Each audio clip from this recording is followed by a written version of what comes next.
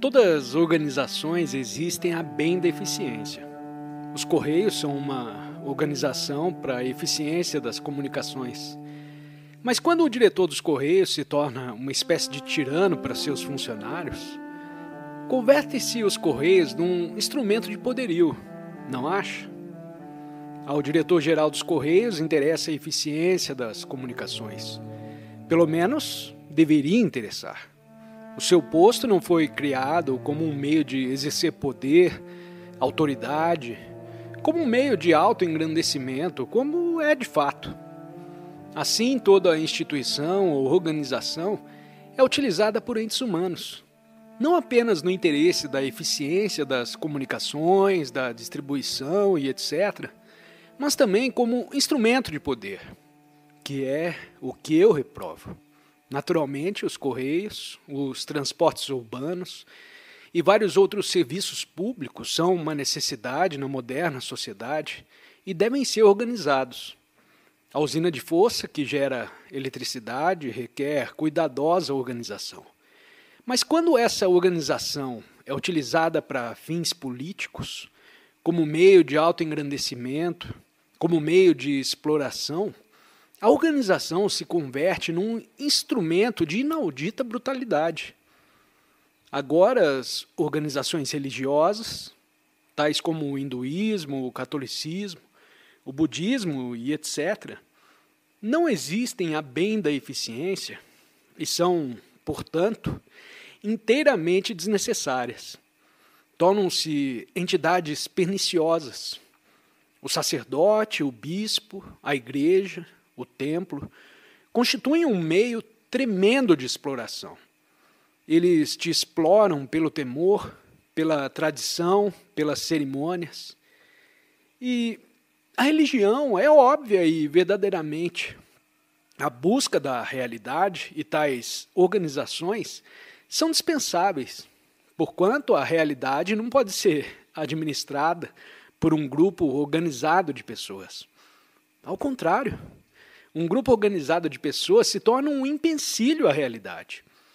Por isso, o budismo, o cristianismo ou qualquer outra crença organizada é um obstáculo à verdade. Por que necessitamos de tais organizações? Eficiente, elas não são, uma vez que a busca da verdade está em suas mãos. Você não pode se realizar por meio de uma organização, nem por meio de um guru, nem seus discípulos, quando organizados para ter poderio. Necessitamos, é claro, de organizações técnicas tais como os Correios, os transportes e etc. Mas, por certo, quando o homem é inteligente, qualquer outra espécie de organização é desnecessária.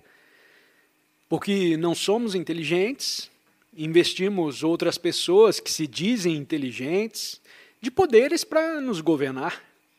Um homem inteligente não precisa ser governado.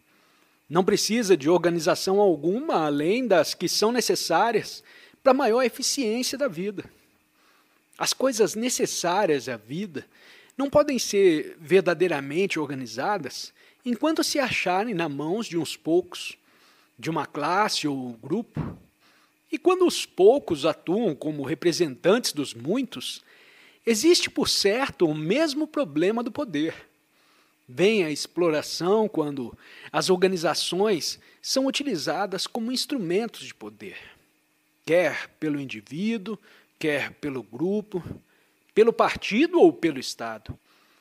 É essa autoexpansão, mercê da organização, que é perniciosa, como, por exemplo, a de um Estado que se identifica como governo soberano, que anda sempre de mãos dadas com o nacionalismo, e no qual o indivíduo está também envolvido. É o poder expansionista agressivo de defesa do eu que é condenável. Quando as organizações são utilizadas pelos espertos, pelos astutos, como meio de explorar os outros, devem ser então erradicadas. E só o serão quando vocês, individualmente, no seu pequeno círculo, não estiver em busca de poder, de domínio. Enquanto existe a busca de poder, haverá um processo hierárquico do ministro, do governo, ao funcionário, do bispo ao vigário, do general ao soldado raso. Sem dúvida, só teremos uma sociedade decente quando os indivíduos não mais estiverem em busca do poder, em nenhum sentido. Pela riqueza, por meio das relações ou de uma ideia. É a busca de poder que é a causa desse desastre, dessa desintegração da sociedade.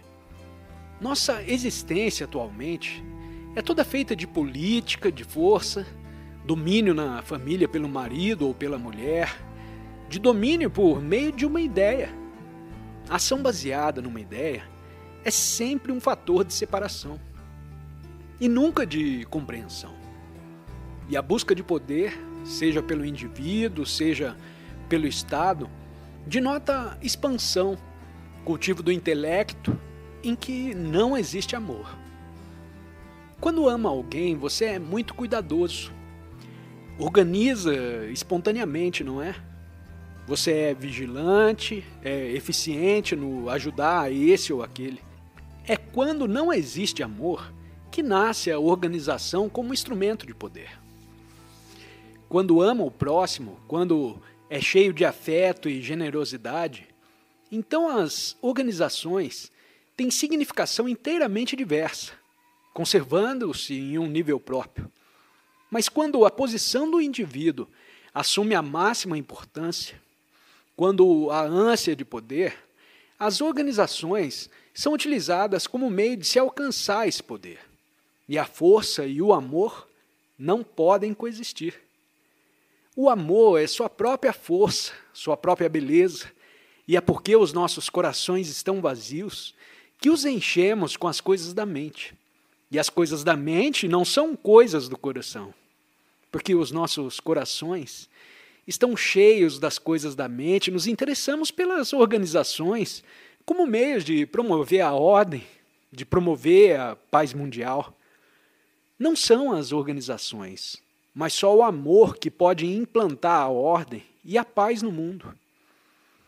Não são os planos de alguma utopia, mas só a boa vontade que pode efetuar a conciliação entre indivíduos.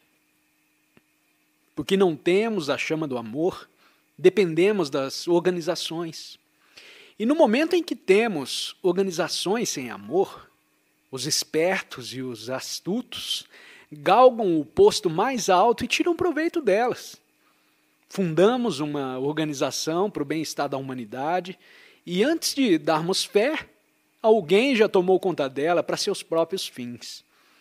Desencadeamos revoluções sangrentas e desastrosas, para promover a ordem mundial e, antes de o sabermos, o mundo já se acha na mão de uns poucos maníacos do poder, que se tornam uma nova e poderosa classe, um novo grupo dominante de comissários, com sua polícia secreta, e o amor é enxotado para fora. Como pode o homem viver sem amor? Só pode existir. E a existência sem amor significa controle, confusão e sofrimento. E é isso que a maioria de nós está criando. Nos organizamos para a existência e aceitamos o conflito como inevitável, porque nossa existência é uma busca constante de poder. Sem dúvida, quando amamos, a organização tem o lugar que lhe compete, seu lugar próprio. Mas sem amor, a organização se torna um pesadelo, uma coisa puramente mecânica e eficiente, tal como um exército. Quando houver amor, não haverá mais exércitos. Mas como a sociedade moderna está baseada na mera eficiência, temos de ter exércitos. E a finalidade de um exército é gerar guerras, mesmo durante a chamada paz. Quanto mais intelectualmente eficientes somos, tanto mais cruéis, mais brutais, mais sensíveis nos tornamos. Eis porque há confusão no mundo. Eis porque a burocracia se torna cada vez mais poderosa. porque mais e mais governos se vão tornando totalitários. Nos sujeitamos a tudo isso como inevitável, porque vivemos pelo cérebro e não pelo coração. E é por isso que não existe amor. O amor é o mais perigoso e mais incerto elemento de nossa vida. E porque não desejamos estar na incerteza, porque não desejamos estar em perigo, vivemos pela mente. O homem que ama é perigoso e não desejamos viver perigosamente. Queremos viver apenas dentro do molde da organização, pensando que as organizações trarão ordem e paz ao mundo. As organizações nunca trouxeram a ordem e a paz. Só o amor, só a boa vontade, só a caridade pode trazer a ordem e a paz no final do tudo.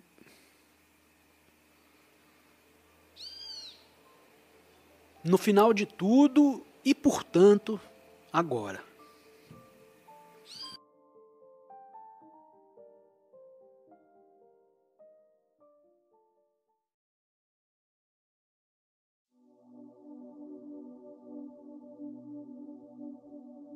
Porque domina a mulher ou o homem? E essa dominação é também chamada amor, não é? Quando o marido domina, a mulher gosta disso e considera a afeição. E quando a esposa governa o marido, ele também gosta disso. Mas por quê? Denota isso que a dominação proporciona um certo sentimento de maior proximidade nas relações. Se minha mulher me domina, eu me sinto muito perto dela. E se não domina, eu penso que é indiferente. Teme a indiferença por parte da sua esposa ou de seu marido, por parte da mulher ou do homem. Está pronto a aceitar qualquer coisa, contanto que não sinta que alguém é indiferente. Sabe como deseja estar bem próximo do seu guru. Está disposto a tudo, a sacrificar a sua esposa, a sinceridade, tudo, só para estar perto dele, porque deseja sentir que ele não é indiferente para com você. Isso é, nos servimos das nossas relações como um meio de autoesquecimento. Enquanto as relações não nos mostram o que somos, realmente estamos satisfeitos. Eis porque aceitamos o domínio de outra pessoa.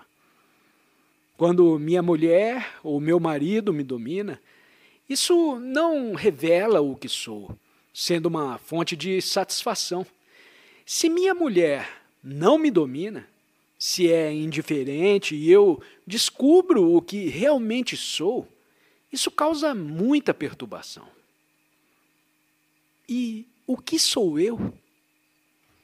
Um ente vazio, rígido, confuso, com certos apetites, e tenho medo de enfrentar todo esse vazio. Por isso aceito o domínio de minha esposa ou de meu marido, porque me faz sentir muito perto dele ou dela. E não desejam me ver tal qual sou. E esse domínio dá um sentimento de relação. Esse domínio gera o ciúme. Se não me domina é porque está com os olhos em outra pessoa. Por isso tenho ciúmes, porque te perdi.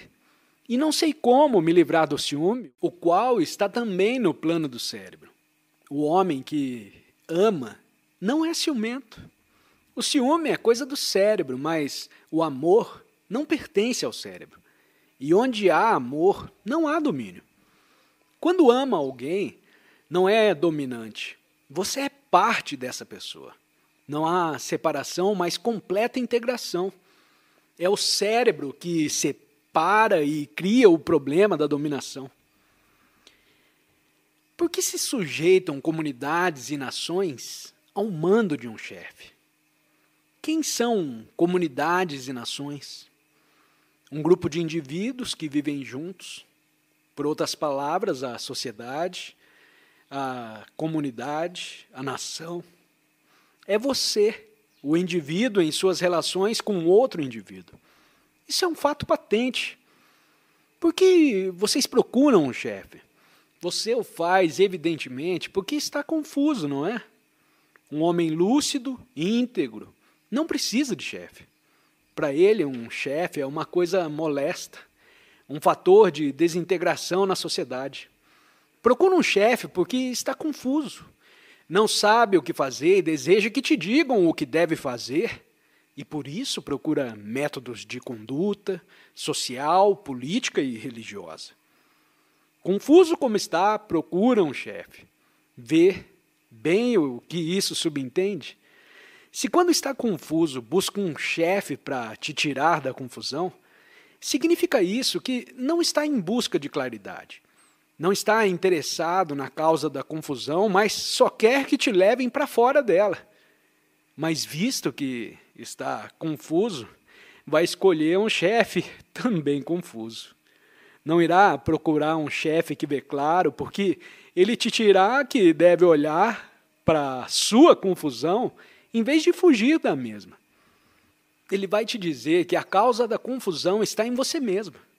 Mas não é isso que você quer, né? Você quer um chefe que te tire da confusão. E porque sua mente está confusa, você procura um que também está confuso. Como pode a mente confusa guiar outra mente para fora da confusão? A mente que está confusa há de ter um guia também confuso.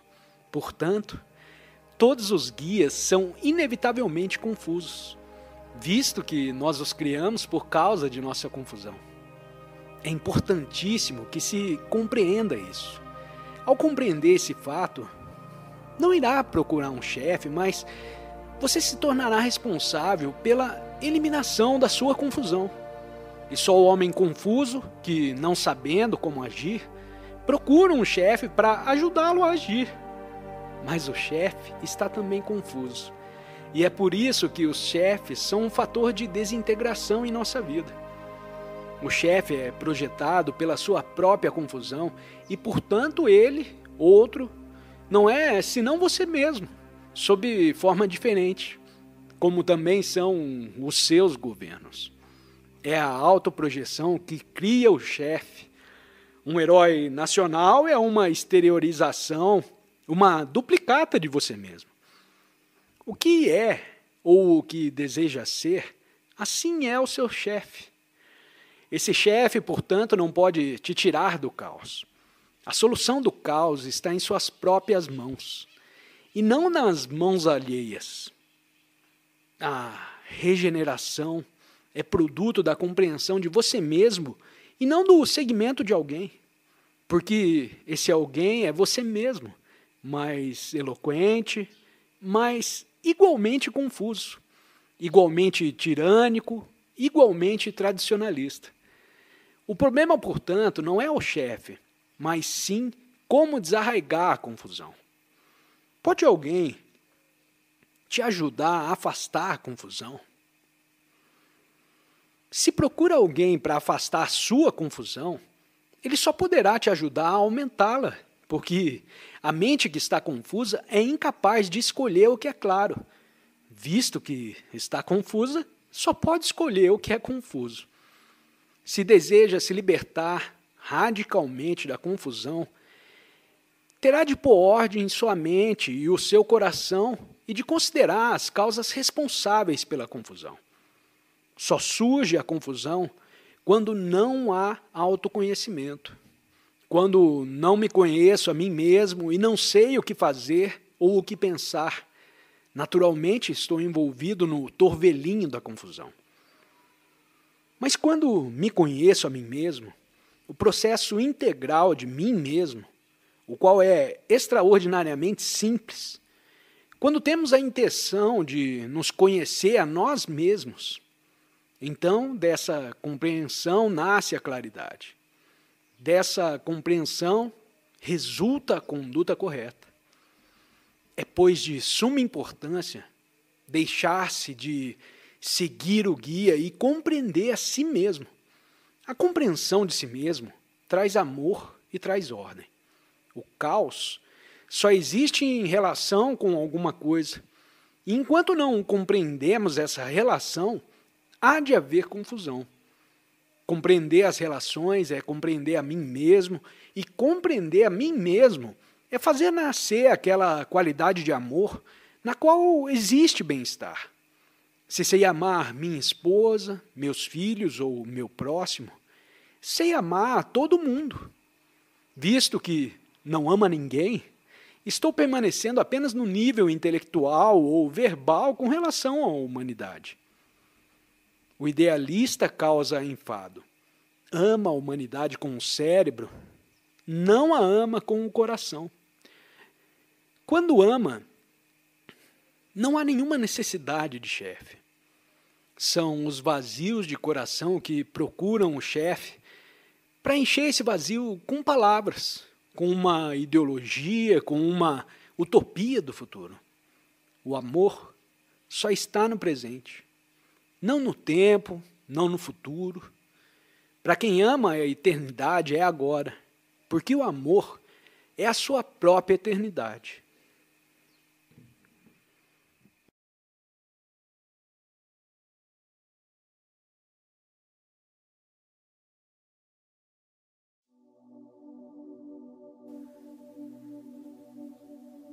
Eu queria saber se alguma vez já perguntamos a nós mesmos o que significa educação. Por que vamos à escola? Por que estudamos tantas matérias? Por que fazemos exames e competimos uns com os outros pelas melhores notas? O que significa essa chamada educação e qual a sua finalidade? Essa é, com efeito, uma questão muito importante, não só para os estudantes, mas também para os pais, para os professores e para todo aquele que ama essa terra. Por que tanta luta para sermos educados? É unicamente porque precisamos passar em certos exames e obter emprego? Ou a função da educação é nos preparar, enquanto jovens, para compreender o inteiro processo da vida? Ter emprego e ganhar o próprio sustento é necessário. Mas isso é tudo? É só para isso que estamos sendo educados? Por certo, a vida não é meramente um emprego, uma ocupação. A vida é algo extraordinariamente amplo e profundo, um grandioso mistério, um vasto reino em que funcionamos como entes humanos. Se meramente nos preparamos para ganhar o sustento, perderemos o significado essencial da vida.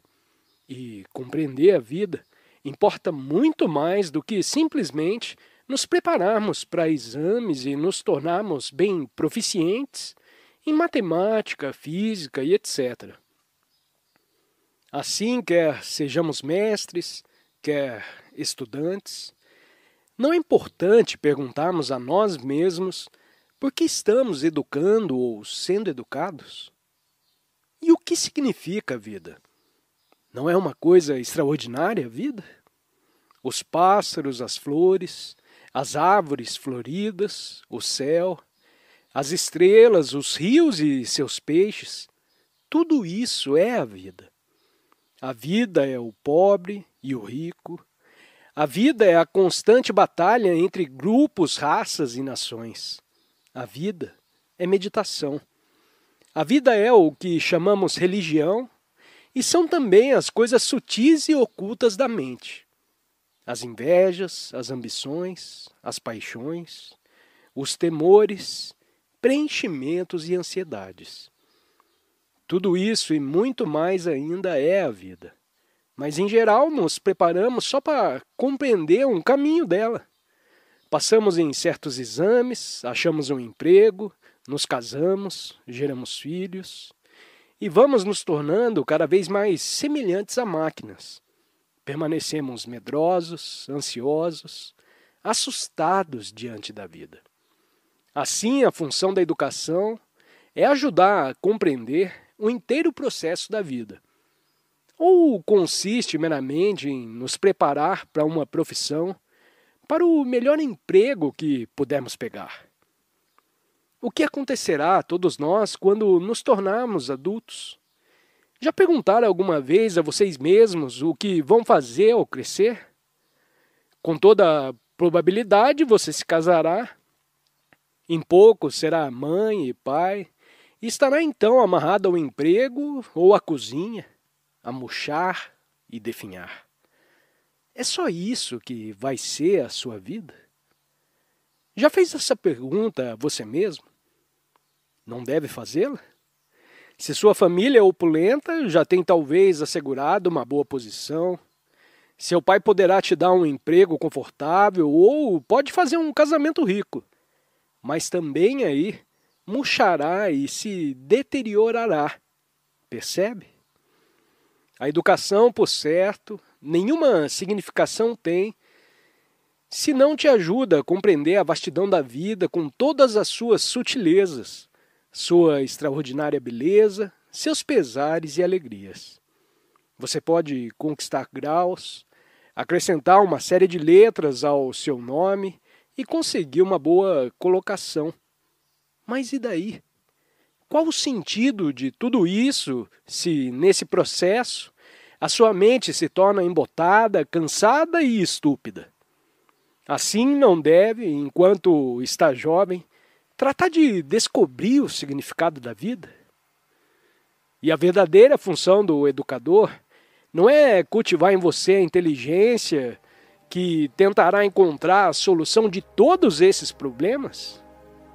Você sabe o que é inteligência? É sem dúvida a capacidade de pensar livremente, sem medo, sem nenhuma fórmula, de modo que por você mesmo comece a compreender o que é real, o que é verdadeiro. Mas se tem medo, nunca terá inteligência. Qualquer forma de ambição espiritual ou mundana gera ansiedade e medo. A ambição, portanto, não concorre para o aparecimento de uma mente clara, simples, direta e, portanto, inteligente. Veja quanto é importante viver enquanto jovem, num ambiente onde não exista temor. Os mais de nós, com o envelhecer, nos vamos tornando medrosos.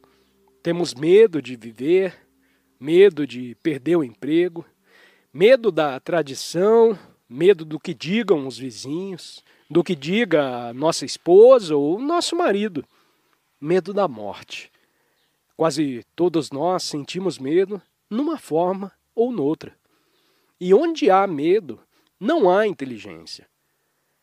Mas não é possível, enquanto jovens, vivermos todos nós num ambiente onde não haja medo, mas sim uma atmosfera de liberdade. Liberdade não simplesmente para fazermos o que quisermos, porém para compreender o integral processo do viver. A vida é realmente muito bela. Não é essa coisa feia que a fizemos ser. E só pode fluir sua riqueza, sua profundeza, seu inefável encanto, quando se revolta com tudo, contra a religião organizada, contra a tradição, contra a atual e corrupta sociedade. Para então, como ente humano, descobrir por você mesmo o que é verdadeiro. Não imitar, porém descobrir. Isso é que é educação. Você não acha? É muito mais fácil se ajustar ao que a sociedade ou pais e mestres te ensinam. É uma maneira segura e fácil de existir. Mas isso não é viver, porque aí há medo, declínio e morte. Viver é descobrir por você mesmo o que é verdadeiro. E isso só é possível quando há liberdade, quando há em você uma contínua revolução interior. Mas a isso você não é estimulado. Ninguém te ensina a duvidar, a descobrir por você mesmo o que é Deus. Porque se você se rebelar, você se tornará um perigo para tudo o que é falso. Seus pais e a sociedade desejam que viva em segurança e você também deseja segurança. Viver em segurança significa geralmente viver na imitação e, portanto, no temor. Sem dúvida, a função da educação é ajudar cada um de nós a viver livremente e sem medo. Não é verdade? E para criar uma atmosfera em que não exista medo, se requer intenso pensar, tanto da sua parte, como da parte do mestre, do educador. Sabe o que isso significa? Que coisa maravilhosa seria se criasse uma atmosfera em que não existe o medo? E nós devemos criá-la, porque vemos o mundo empenhado em guerras intermináveis, dirigido por políticos ambiciosos, sequiosos de poder. Um mundo de advogados, policiais e soldados, de homens e mulheres ambiciosos, ávidos de posição e em luta uns com os outros para a conquistarem. E há também os chamados santos, os gurus religiosos com os seus seguidores. Também estes querem poder, posição nessa vida ou na vida futura. É um mundo insano, completamente confuso, com o comunista combatendo o capitalista, o socialista resistindo a ambos e cada um lutando por um lugar seguro, uma posição de poder e de conforto. Um mundo dividido por crenças antagônicas, por distinções de classe, por nacionalidades separadas, por toda espécie de estupidez e crueldade. Eis o mundo em que está sendo educado, e a que você se deve ajustar. Você é estimulado a se ajustar à estrutura dessa desastrosa sociedade. Seus pais desejam que o faça, e você também deseja se ajustar. Ora, consiste a função da educação meramente em ajudar a se ajustar a essa corrupta ordem social? Ou sua função é nos dar liberdade? Liberdade completa para crescer e criar uma sociedade diferente, um mundo novo. Precisamos dessa liberdade, não no futuro, porém agora, pois do contrário perderemos todos e seremos destruídos. Devemos criar imediatamente uma atmosfera de liberdade para que possa viver e descobrir por você mesmo o que é verdadeiro. Para que sejam entes inteligentes, para que possa enfrentar o mundo e compreendê-lo, em vez de a ele se ajustar, para que interiormente, profundamente, psicologicamente esteja em constante revolta. Porque só os que se acham em constante revolta descobrem o verdadeiro, e não o homem que se ajusta, que segue uma tradição. Só quando está investigando constantemente, observando constantemente, aprendendo constantemente, você pode achar a verdade, Deus ou o amor. Mas não pode investigar, observar, aprender, estar profundamente lúcido se tem medo. Assim, a função da educação, sem dúvida nenhuma, é erradicar, tanto interior como exteriormente, esse medo que destrói o pensamento humano, as relações humanas e o amor.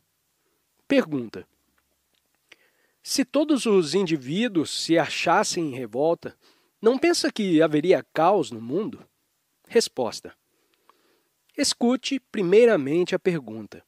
É muito importante compreender uma pergunta e não simplesmente esperar uma resposta.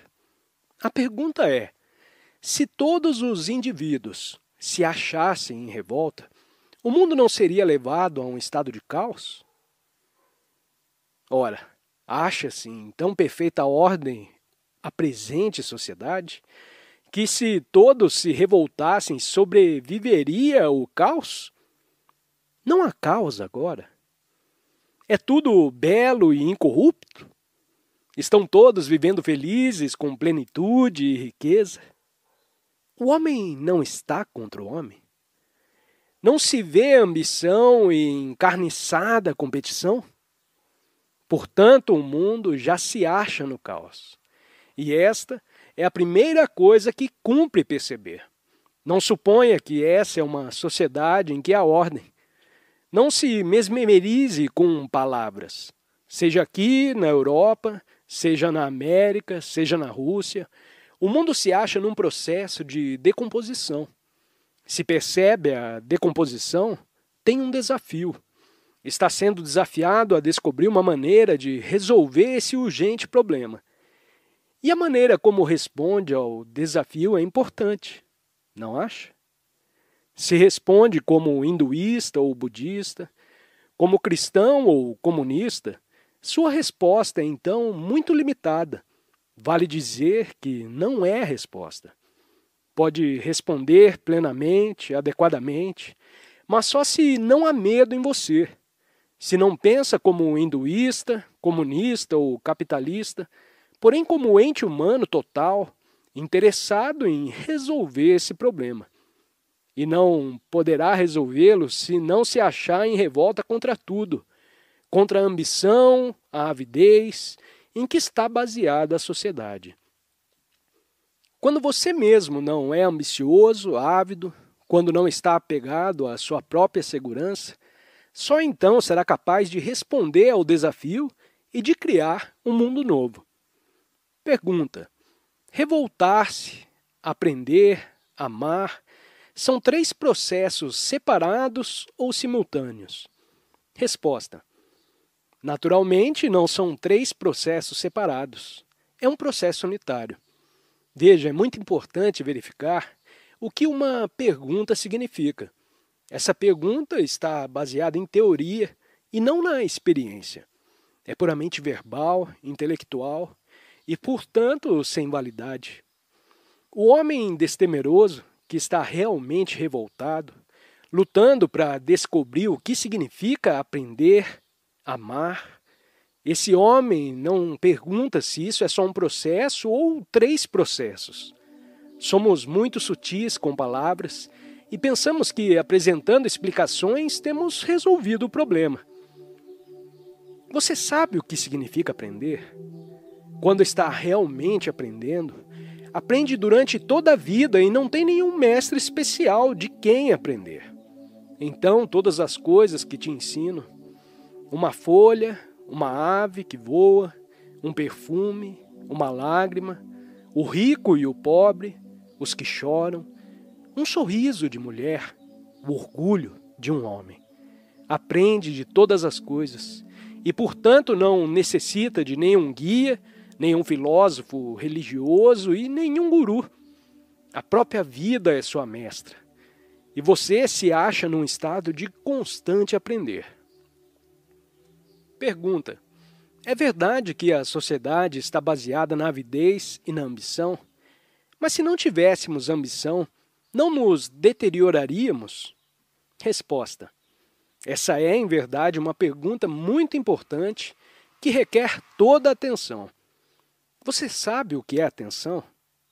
Vejamos. Quando durante a aula olha pela janela ou puxa os cabelos de um companheiro, o mestre te manda prestar atenção. Isso significa o quê? Que não te interessa o que está estudando e, portanto, o mestre te obriga a prestar atenção. Mas isso, de modo nenhum, é atenção. A atenção quando sente profundo interesse por uma coisa, porque então procura, com amor, descobrir tudo o que a ela diz respeito. Então, sua mente inteira, todo o seu ser, está presente. Analogamente, no momento em que percebe que essa pergunta, se não tivéssemos ambição, não nos deterioraríamos, é realmente muito importante. Fica interessado e deseja descobrir a verdade a esse respeito. Ora, o homem ambicioso não está destruindo a si próprio? Isso é que se precisa averiguar em primeiro lugar, e não perguntar se a ambição é certa ou errada. Olhe em torno de você. Observe as pessoas que são ambiciosas. O que acontece quando você é ambicioso? Só pensa em você mesmo, não é verdade? É cruel, empurra os outros para um lado, porque está procurando preencher sua ambição, procurando se tornar um homem importante e criando assim na sociedade o conflito entre os que estão tendo êxito e os que estão ficando para trás. É uma batalha constante entre você e os outros, que também desejam o que deseja. E pode esse conflito produzir um viver criador? Compreende ou está muito difícil isso? Você é ambicioso quando gosta de fazer uma coisa por amor a ela própria? Quando está fazendo alguma coisa com todo o seu ser, não por desejar chegar a alguma parte ou obter alguma vantagem, porém simplesmente por gostar de fazer. Aí não há ambição, há? Não há, então, competição. Não está lutando com ninguém pelo primeiro lugar. E não deve a educação te ajudar a descobrir o que realmente gosta de fazer, de modo que, do começo ao fim de sua vida, esteja trabalhando em algo que sinta ser valioso e ter para você profunda significação? Do contrário, será até o fim de seus dias um ser digno de lástima. Quando não sabe o que gosta de fazer, somente cai numa rotina, em que só se encontra tédio, decomposição e morte. Eis por que é tão importante descobrir, enquanto jovem, o que gosta de fazer. Esta é realmente a única maneira de criar uma nova sociedade. Pergunta: na Índia, como na maioria dos outros países, a educação está sob o controle do governo. Em tais circunstâncias, é possível levar a cabo uma experiência da espécie que descreve? Resposta: se não houvesse assistência por parte do governo, poderia subsistir uma escola desse gênero? É o que está perguntando esse senhor. Ele vê que no mundo inteiro tudo está se tornando cada vez mais controlado pelos governos, pelos políticos, pelas pessoas investidas de autoridade que desejam moldar nossas mentes e nossos corações, que querem que pensemos de uma certa maneira. Seja na Rússia, seja em outro país qualquer, a tendência é para o controle da educação pelo governo. E esse senhor pergunta se é possível existir uma escola da espécie a que me refiro sem nenhuma ajuda governamental. Ora, o que dizem vocês? Se penso que uma certa coisa é importante, que merece nossos esforços, você lhe dá o seu coração, independentemente dos governos e dos decretos da sociedade. E então a coisa será bem sucedida. Mas em geral, nós não damos nosso coração a coisa alguma. E é por essa razão que fazemos perguntas dessa espécie. Se você e eu sentimos vigorosamente que um novo mundo poderá ser criado quando cada um de nós estiver em completa revolta, interiormente, psicologicamente, espiritualmente, daremos então nossos corações, nossa mente, nosso corpo, em prol da criação de uma escola onde não exista o medo e tudo o que ele implica.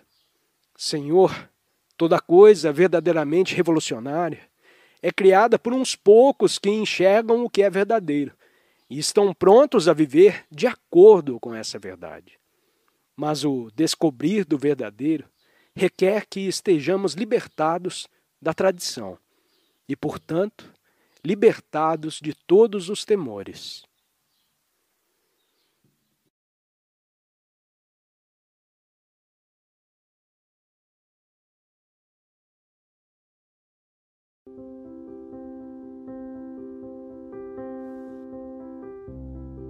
Desejo examinar com vocês o problema da liberdade.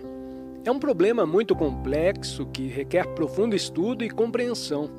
Muito se fala de liberdade, liberdade religiosa e liberdade do indivíduo fazer o que deseja. Sobre essa questão, volumes têm sido escritos por homens eruditos. Mas eu penso que podemos considerá-la de maneira muito simples e direta, e chegar, talvez, à solução verdadeira. Não sei se você já se quedou alguma vez a contemplar o maravilhoso esplendor do poente, a hora do acaso, com a lua surgindo timidamente acima das árvores. Muitas vezes, a essa hora, o rio se mostra muito manso, e então tudo se reflete em sua superfície. A ponte e o trem que a atravessa, a lua ainda tenra e em pouco com o escurecer as estrelas. Tudo isso é verdadeiramente belo. E para poder observar, dar toda a sua atenção a algo que é belo, deve a sua mente estar livre de preocupações, não acha? Não deve estar ocupada com problemas, com tribulações, com especulações. É só com a mente muito tranquila que se pode observar realmente, porque então a mente é sensível à beleza extraordinária. E talvez tenhamos aqui a chave do nosso problema da liberdade. Pois bem, o que significa ser livre? Consiste a liberdade em poder fazer o que acaso você convém? Em ir aonde você aprouver, em pensar o que quiser? Isso você faz de qualquer maneira.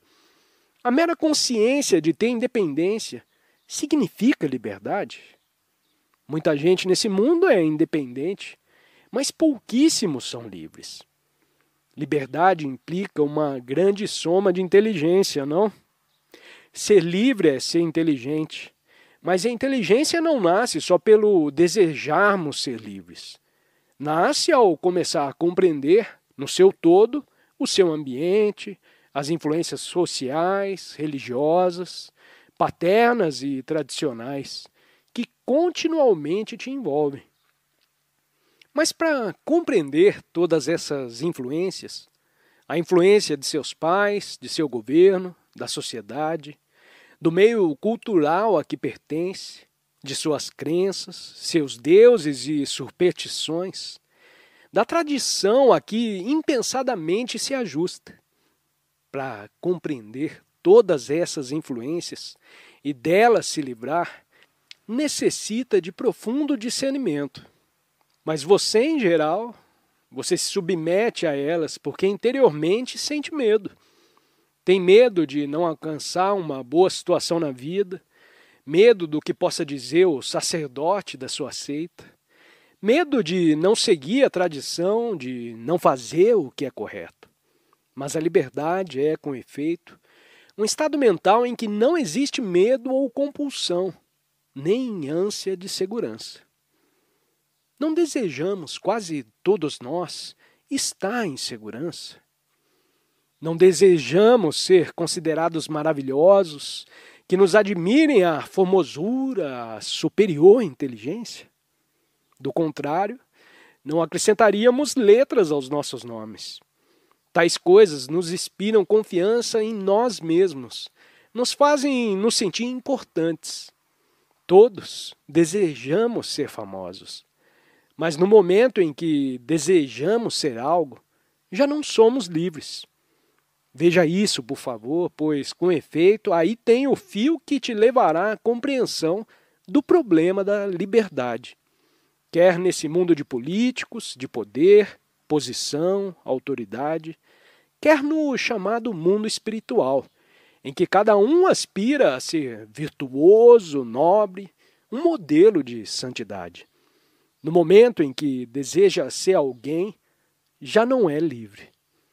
Mas o homem ou a mulher que percebe quando tudo isso é absurdo, cujo coração é inocente e, portanto, não está sendo movido pelo desejo de ser alguém, esse é um ente livre.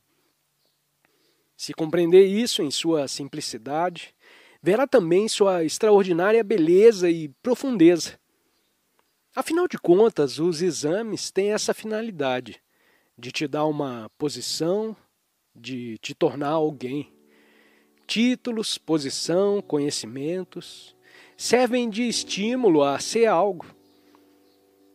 Não ouviu dizer a seus pais e mestres que deve ascender a uma certa posição na vida, que deve ter êxito como seu tio ou seu avô? Ou você mesmo trata de imitar o exemplo de um certo herói, igualar os mestres, os santos? Por isso, nunca é livre.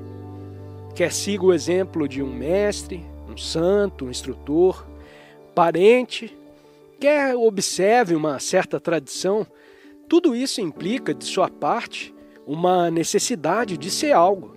E é só quando compreende realmente esse fato que há liberdade. A função da educação é te ajudar desde criança a não imitar ninguém e ser sempre você mesmo. Mas isso é dificílimo. Ser sempre o que é, feio ou belo, invejoso ou ciumento, e compreendê-lo. O ser você mesmo é muito difícil, porque pensa que o que é ignóbil e que seria maravilhoso se pudesse converter o que é em algo nobre. Mas isso nunca acontecerá. Se, entretanto, olha o que realmente é e o compreende, então nessa compreensão há transformação. A liberdade, pois, consiste não em tentar se tornar algo diferente do que é, nem em fazer o que acaso deseja fazer, nem em seguir a autoridade da tradição, de seus pais, de seu guru, porém sim em compreender o que é a cada instante. Mas vocês não são educados para isso. Sua educação o estimula a se tornar isso ou aquilo. Mas isso não é compreensão de si mesmo. Seu eu é uma coisa sobremodo complexa. Não é meramente a entidade que vai à escola, que briga, que joga, que tem medo, mas é também algo que está oculto e que não é evidente. Compõe-se não apenas de tudo o que pensa, mas também de todas as coisas que foram incalculadas à sua mente, por outras pessoas, por livros, pelos jornais, por seus líderes ou guias. E só é possível compreender tudo isso quando não deseja ser alguém, quando não imita, não segue ninguém. O que, com efeito, significa estar em revolta contra essa tradição de vir a ser algo. Essa é a única revolução verdadeira, conducente a uma extraordinária liberdade. Cultivar essa liberdade é a verdadeira função da educação. Seus pais, seus mestres e seus próprios desejos te querem identificados com isso ou aquilo, para ser feliz e ter segurança. Mas para ser inteligente, não deve se libertar de todas as influências que te escravizam e esmagam? A esperança de um novo mundo está naqueles de vocês que começarem a ver o que é falso e a revoltar-se contra o falso. Não apenas verbalmente, porém realmente. E esta é a razão por que deve buscar a educação correta, pois só crescendo em liberdade poderá criar um novo mundo não baseado na tradição ou moldado de acordo com a idiosincrasia de certo filósofo ou idealista. Mas não haverá possibilidade de liberdade enquanto estiver meramente tentando se tornar alguém ou imitando um exemplo nobre. Pergunta: o que é inteligência? Resposta: vamos examinar essa questão com vagar, pacientemente para descobrir. Descobrir não é chegar a uma conclusão. Não sei se percebe a diferença. No momento em que chega a uma conclusão sobre o que é inteligência, deixa de ser inteligente. Foi isso o que fez a maioria das pessoas mais velhas. Chegaram a conclusões. Por isso, deixaram de ser inteligentes. Descobriu, pois, uma coisa, que a mente inteligente é aquela que está aprendendo constantemente, sem jamais tirar conclusões. E o que é a inteligência? A maioria das pessoas se satisfaz com uma definição do que é a inteligência. Ou dizem, esta é uma boa explicação. Ou preferem sua explicação própria e pessoal.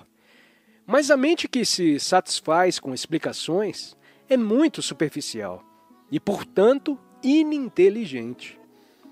Começou a ver que a mente inteligente não é aquela que se satisfaz com explicações, com conclusões. Não é, tampouco, a crer, porque crença é também outra forma de conclusão. A mente inteligente é aquela que investiga, que observa, aprende e estuda. E isso significa o quê? Que só há inteligência quando não há medo, quando está disposto a se rebelar contra toda a estrutura social, a fim de descobrir o que é Deus, descobrir a verdade relativa a qualquer coisa. Inteligência não é sapiência. Se pudesse ler todos os livros do mundo, isso não te daria inteligência. A inteligência é uma coisa muito sutil. Ela não tem ancoradouro. Surge quando compreende o processo total da mente. Não a mente, segundo certo filósofo ou professor, mas a sua própria mente.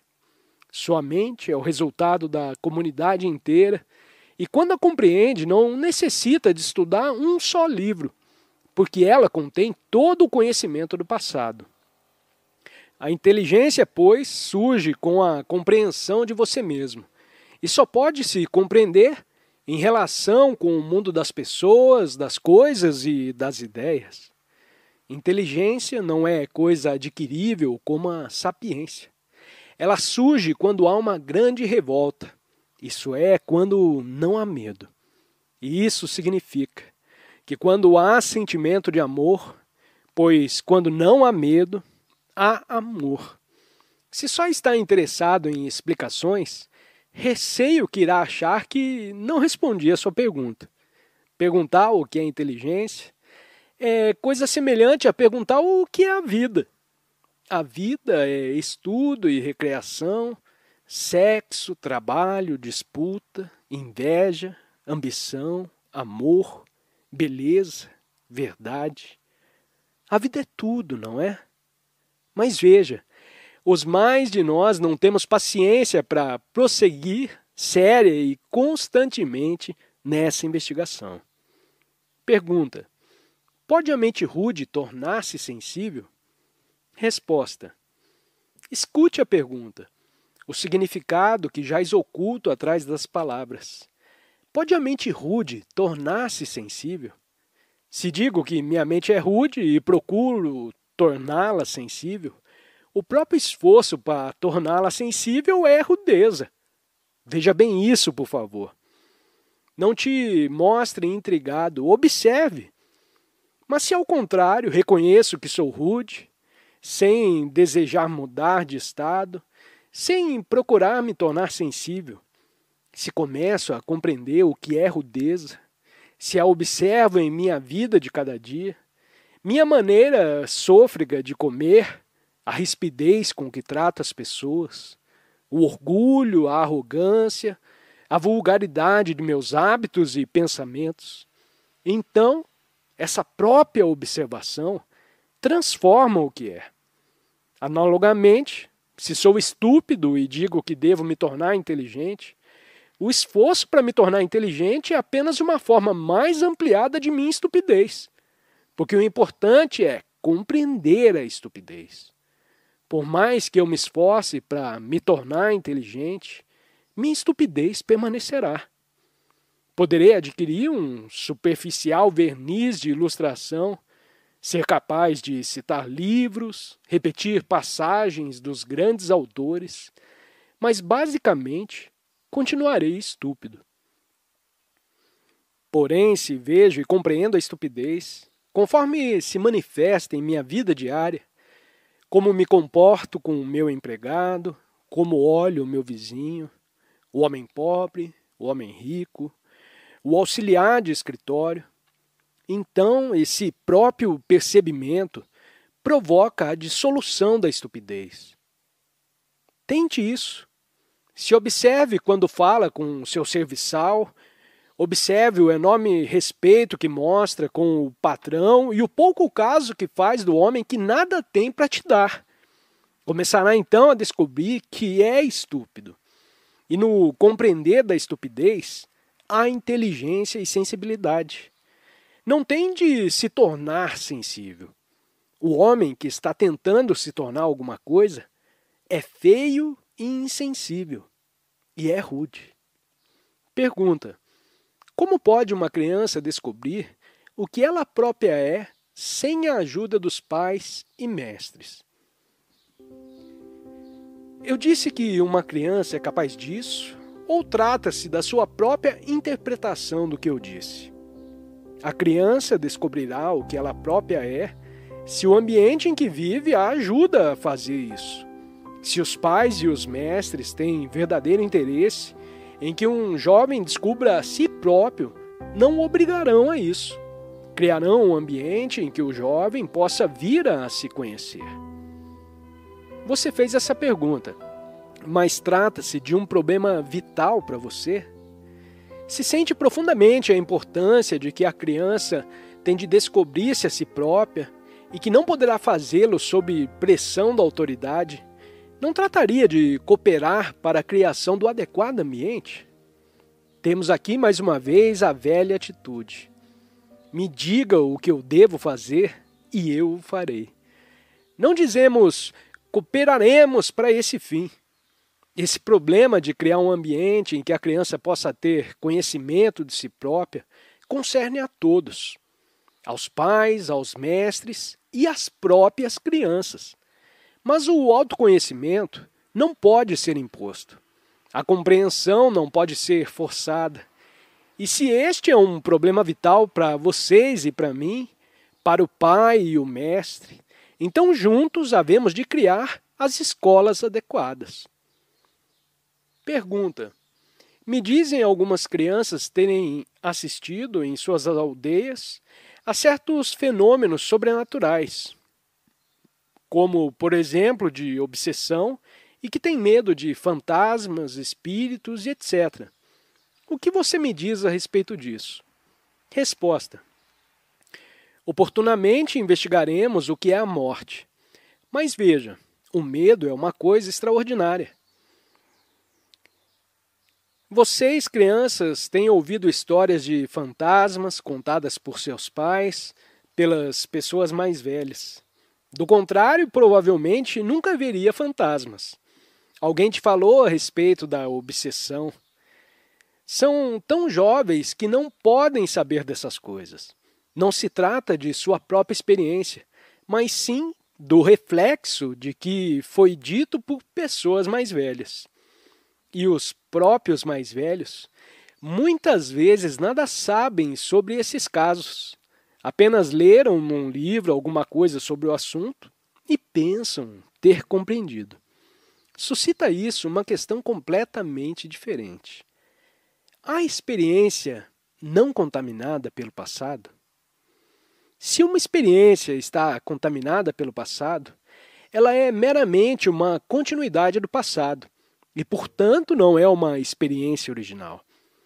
O que é importante que aqueles de vocês que tratam com crianças cuidem de não lhes incutir no espírito suas próprias ilusões, suas próprias noções acerca de espíritos, suas ideias e experiências pessoais. Isso é muito difícil, porquanto as pessoas de mais idade gostam muito de falar sobre essas coisas não essenciais, de nenhuma importância na vida. Assim, gradualmente, comunicam às crianças suas próprias ansiedades, temores e superstições, e as crianças, muito naturalmente, repetem o que ouvem dizer. É importante que os mais velhos, que em geral nada sabem por experiência pessoal acerca dessas coisas, não falem a respeito delas na presença de crianças. Pelo contrário, tratem de criar uma atmosfera em que as crianças possam crescer em liberdade e sem medo.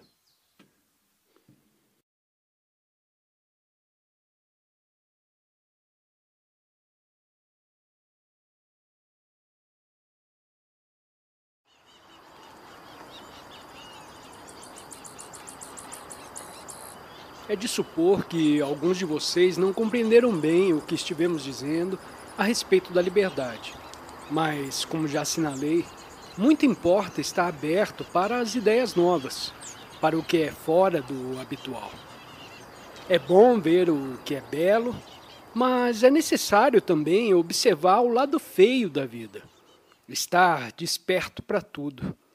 Analogamente, devem estar abertos para as coisas que talvez não compreendam muito bem, porque quanto mais pensar e cogitar sobre tais assuntos, talvez um tanto difíceis para vocês, tanto maior se tornará a sua capacidade de viver com plenitude. Não sei se alguns de vocês já notaram o sol refletido nas águas ao amanhecer. A suave claridade, a dança das águas escuras, a estrela matutina acima das árvores, a única estrela visível no céu. Notou alguma vez qualquer dessas coisas? Ou anda tão atarefado, tão ocupado com a sua rotina diária, que esquece ou nunca conheceu a própria beleza dessa terra em que juntos temos de viver.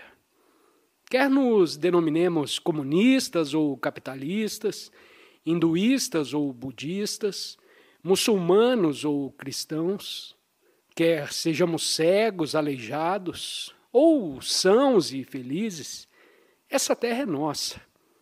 Compreende? É nossa e não de outro. Ela não é do homem rico, não é propriedade exclusiva dos governantes poderosos, dos nobres da terra. Porém, é nossa terra, sua e minha. Somos pessoas insignificantes, mas vivemos também nessa terra. Nela temos de viver todos juntos.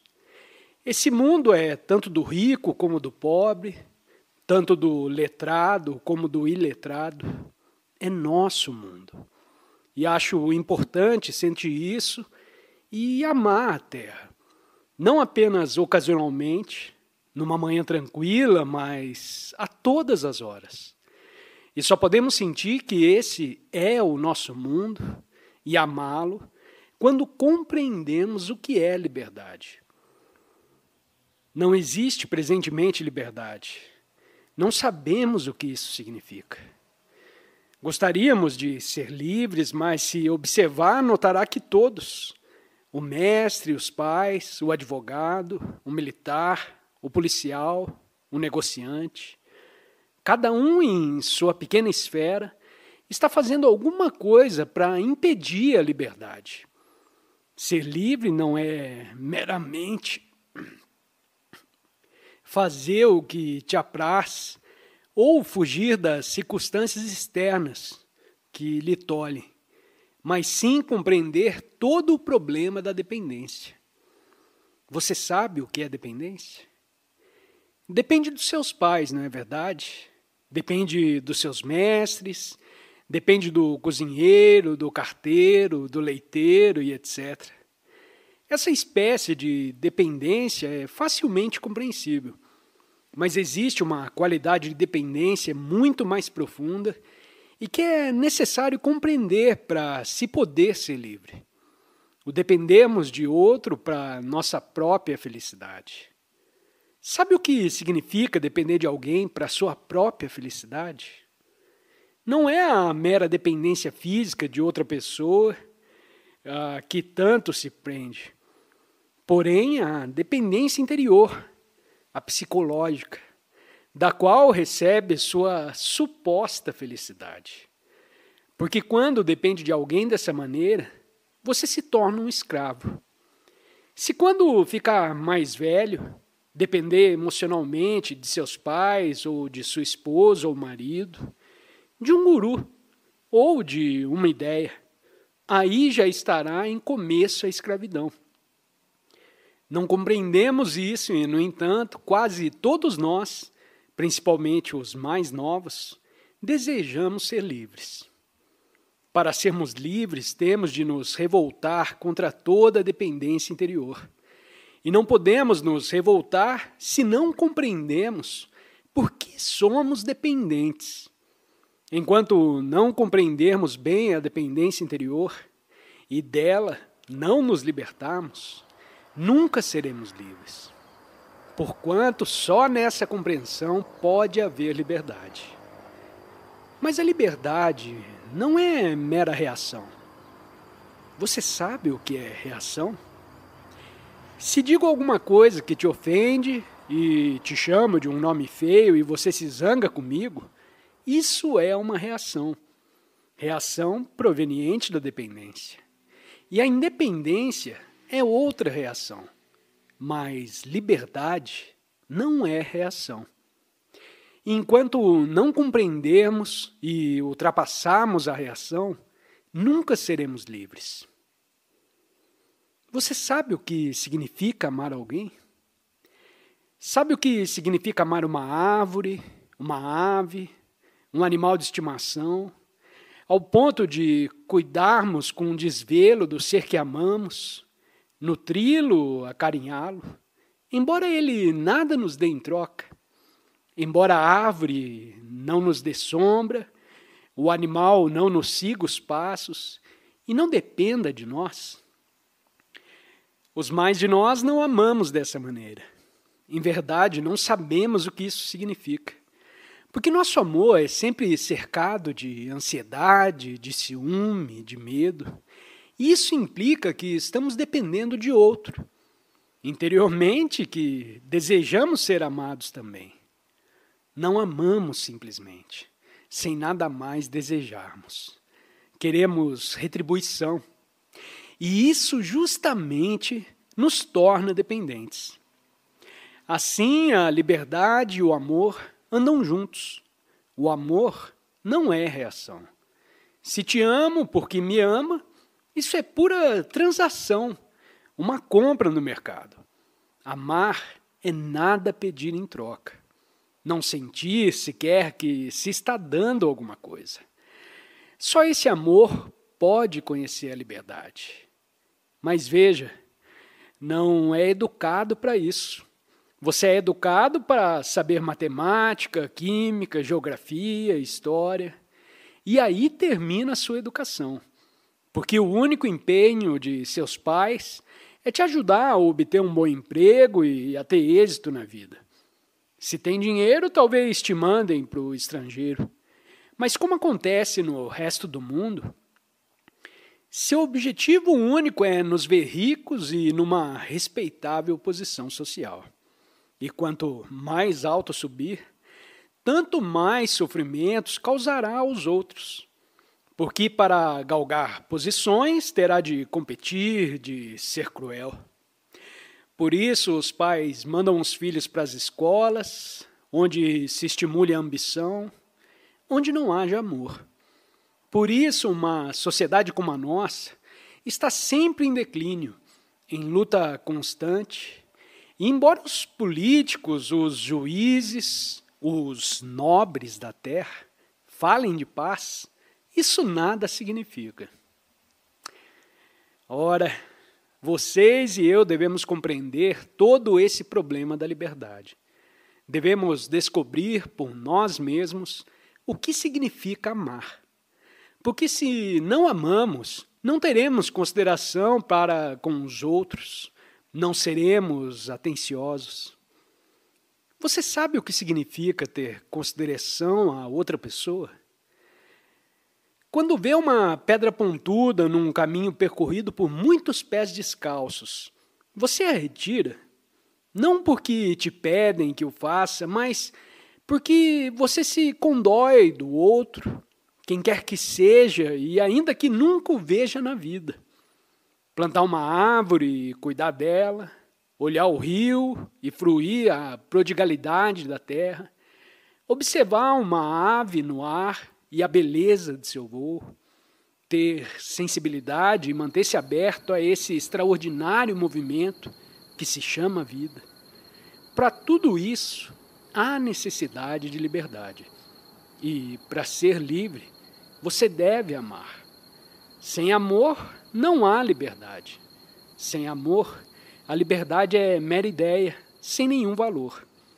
Assim, só os que compreenderam a íntima dependência e dela se libertaram, que sabem, portanto, o que é amor, só esses podem conhecer a liberdade. Só eles poderão criar uma nova civilização, um mundo diferente. Pergunta: qual a origem do desejo e como posso me livrar dele? Resposta: um jovem está fazendo essa pergunta. Por que deveria ele se libertar do desejo? Compreende? Lhe disseram que ser livre de desejos é uma das maiores virtudes e que, livre do desejo, ele poderá realizar Deus, ou como quer que se chame essa realidade fundamental. Por isso pergunta, qual a origem do desejo e como posso me livrar dele? Mas a própria ânsia de ficar livre do desejo faz parte ainda do desejo, não é verdade? É com efeito inspirada pelo medo. Qual a origem, a fonte, o começo do desejo? Você vê uma coisa atraente e a deseja. Vê um carro, um barco e deseja possuí-lo. Ou deseja alcançar a posição de um homem rico, ou se tornar um sannyasi. É esta a origem do desejo. Ver, tocar, do que provém uma sensação e dessa sensação o desejo. Reconhecendo que o desejo causa conflito, você se pergunta, como posso me livrar do desejo?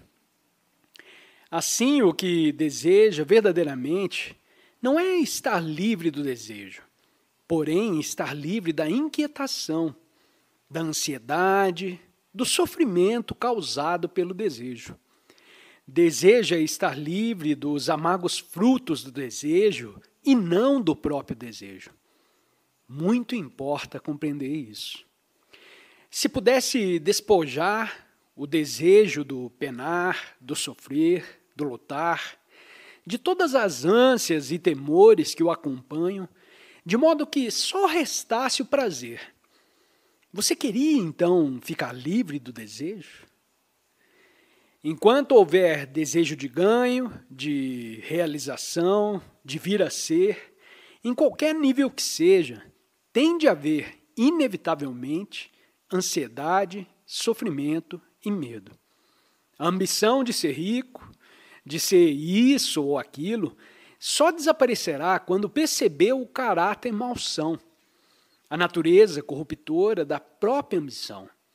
No momento em que percebemos que o desejo de poder, em qualquer forma, o poder de um primeiro-ministro, de um juiz, de um sacerdote, de um guru, é essencialmente mau. Já não temos o desejo de ser poderosos, mas nós não vemos que a ambição corrompe, que o desejo de poder é mau. Pelo contrário, dizemos que nos serviremos do poder para fazer o bem, o que é puro contrassenso. Um meio errôneo não pode ser usado para um fim correto. Se o meio é mau, o fim há de ser mau. O bem não é o oposto do mal. Só pode tornar-se existente quando o mal deixou completamente de existir. Assim, se não compreendemos o pleno significado do desejo, seus resultados e consequências indiretas, nenhuma significação tem o simples tentar nos livrar do desejo.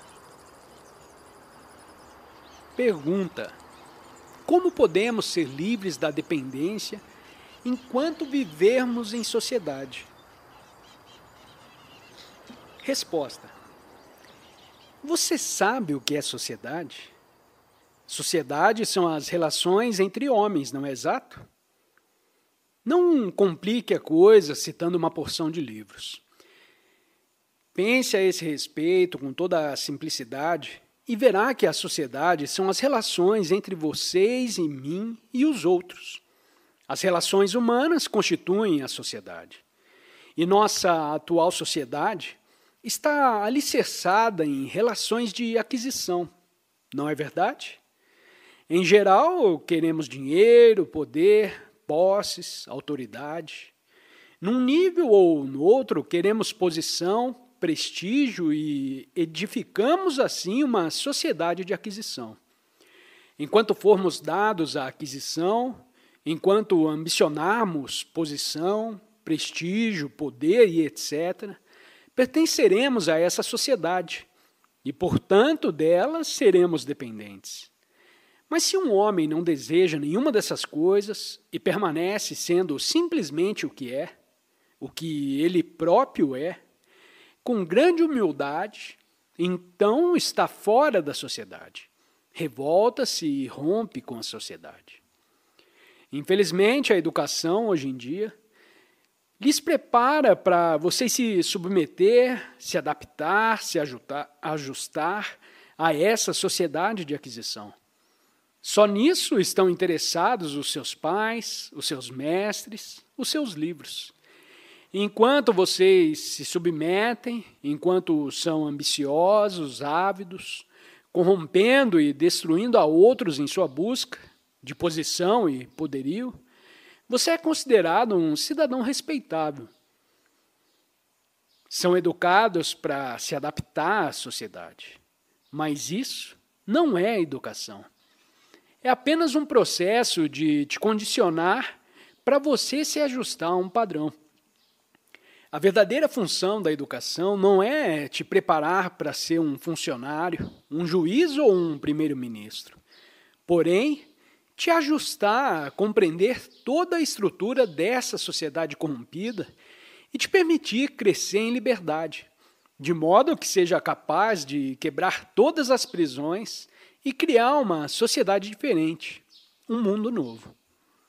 A necessidade de indivíduos revoltados, não parcialmente, porém totalmente revoltados contra o velho, pois só tais indivíduos poderão criar um novo mundo, um mundo não baseado na aquisição, no poder e no prestígio.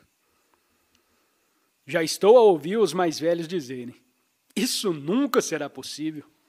A natureza humana é o que é, e o que diz é puro absurdo. Mas nunca pensamos em descondicionar a mente adulta e em não condicionar a criança. Por certo, a educação é tanto curativa como preventiva. Vocês, estudantes mais velhos, já estão moldados, condicionados, já são ambiciosos. Desejam ter êxito como seu pai, como seu chefe ou outro qualquer.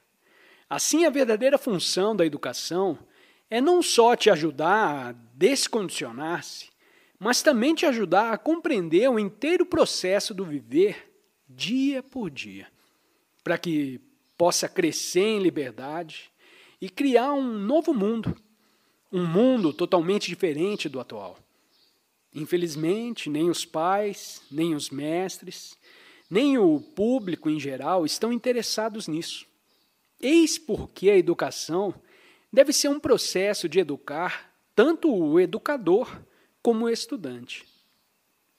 Pergunta: por que lutam os homens? Resposta: porque brigam os meninos. Vocês brigam às vezes com seu irmão ou com outros companheiros, não? Por quê? Briga por causa de um brinquedo. Outro menino levou a sua bola ou o seu livro e por isso você briga. Os adultos lutam exatamente pela mesma razão.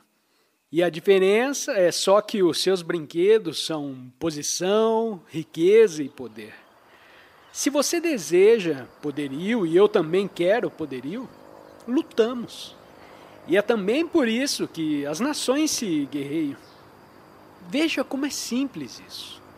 Mas acontece que os filósofos, os políticos e as chamadas pessoas religiosas o tornaram complicado. É uma grande arte ter abundância de conhecimento e de experiência, conhecer as riquezas da vida, a beleza da existência, as lutas, as aflições, os risos, as lágrimas, e ao mesmo tempo saber conservar a mente muito simples.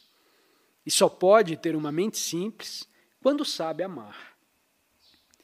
Pergunta: o que é ciúme?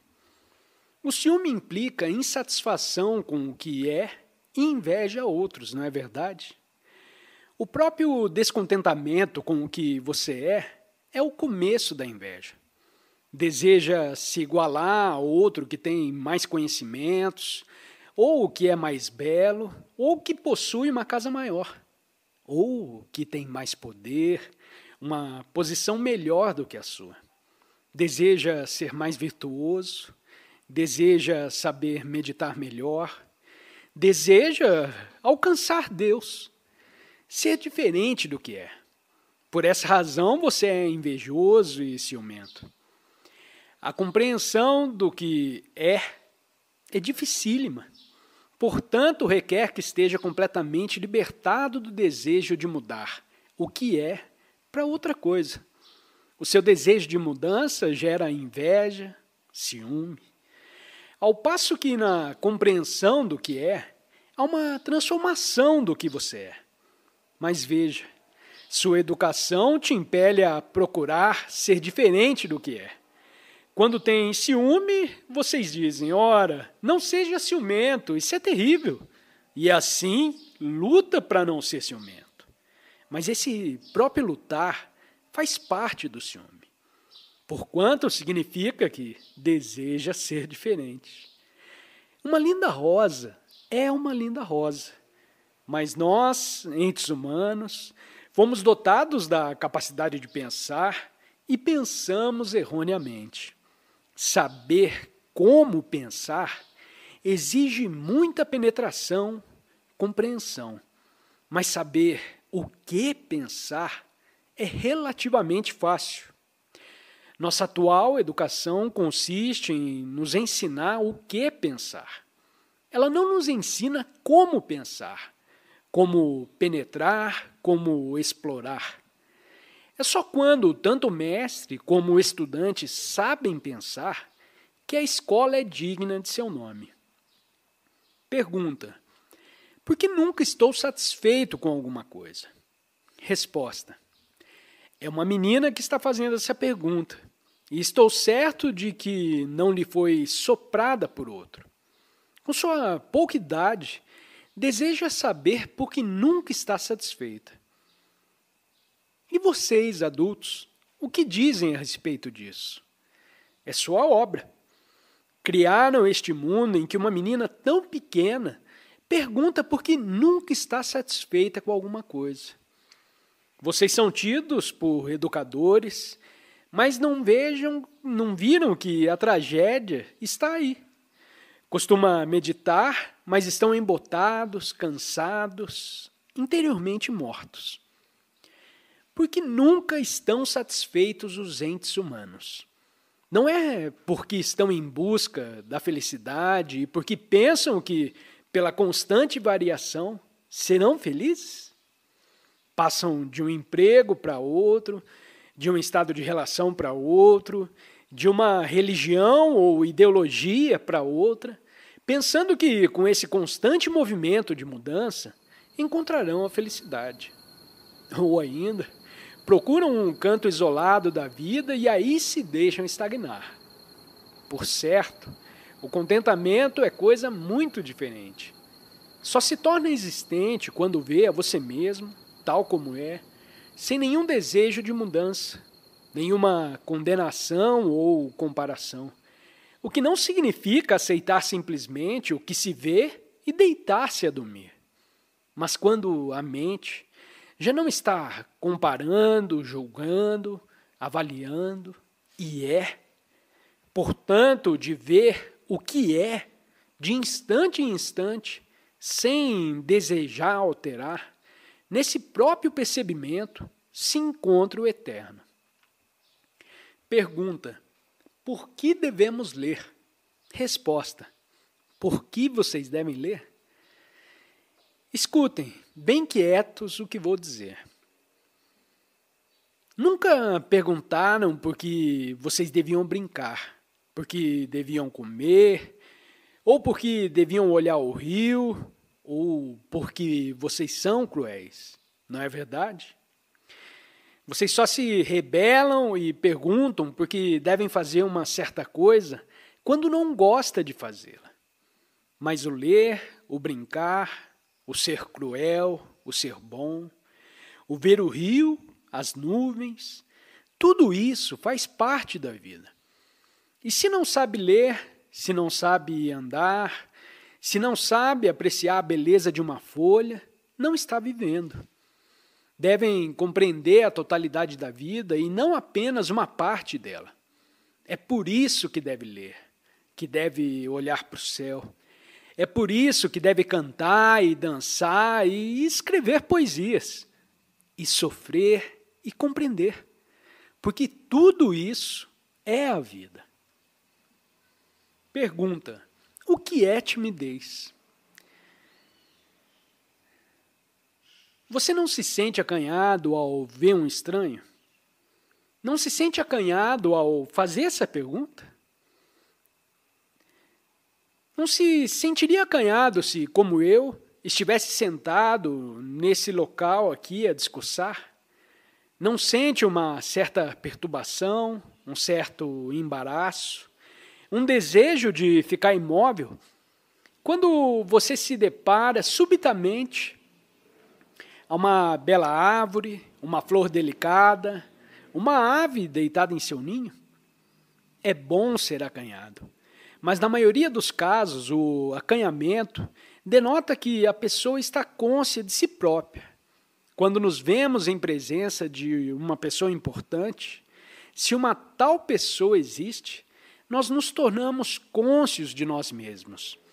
Pensamos: como é importante esse homem, como é notável, e eu não sou ninguém.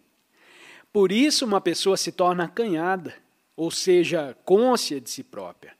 Mas há uma timidez de espécie diferente e que é delicadeza, sensibilidade. Nestas, não há consciência da própria pessoa.